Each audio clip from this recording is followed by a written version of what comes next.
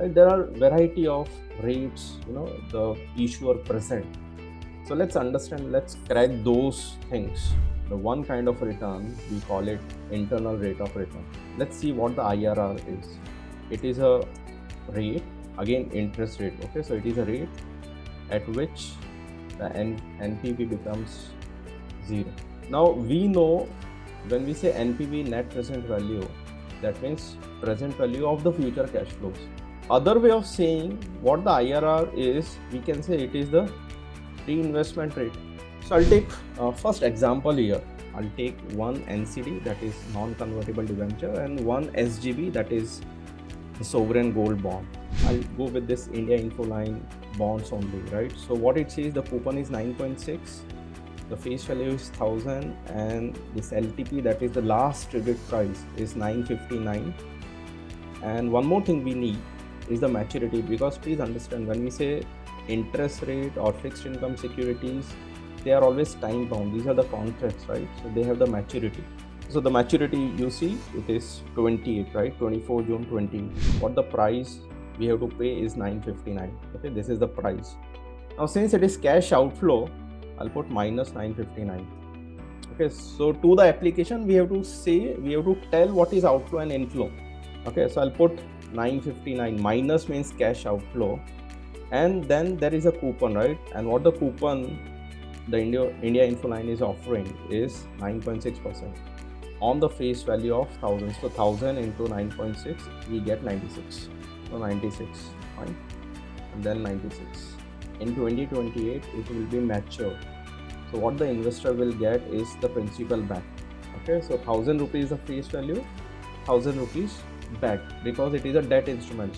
So these are the cash flow you can see. If the cash flow is represented and we have to convert into the percentage, right? These are the absolute figures, and we have to see the returns. Okay, how we can go about it? Okay, again, it is an inbuilt function IRR, and refer all the cash flows. Okay, and see what we are getting is 11.29. As of now, today, 2025, what our investor is paying is 959, and these are the future cash flows. All these future cash flows, if you discount and bring to 2025, then it will become 0. How? Again, ready-made function, the inbuilt function we use. So NPV, what the IRR we are getting is 11.29, and the cash flows, what the answer we will get here is 959. Okay, so let me enter, and what we are getting is 959. So the thing is, this is plus and this is minus, and it becomes 0. One more data we will take, we go with sovereign gold bonds. So here you can see the face value, and it is 4639, and the rate of interest, which is the coupon, is 2.5%. So let's see how it works. So the first thing is, we put minus 4639. This is the price paid when the bond was issued in April 2020. This was the price paid, and then semi-annually, okay, the payouts are 6 monthly, but rate is quoted annually. So 2.5% on the face value, it goes to 115.97, so 115.97. And these are, as I said, the rate is quoted yearly, but mostly the government securities are half-yearly compounding. So these are the cash flows, and as of now, the price is 8509. So the coupon 115, and then 8509, and we want to know what the returns are. Alright, so again, what we do is we go with the IRR, okay, and refer the cash flows, and what we are getting, so up to 2 decimal, it is 14.90%. This is the CAGR. So we'll go with the rate function. Okay, and if you see the parameters, okay, what the syntax is saying, N per. Okay, so this is 5-year data, so we'll go with 5.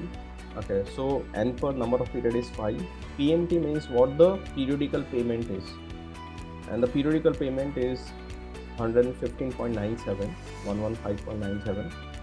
Okay, present value, right? What amount is paid? Okay, what amount is paid? And the amount paid is minus 4639. Is it fine? And what is the future value? So as of now, it is showing 8509.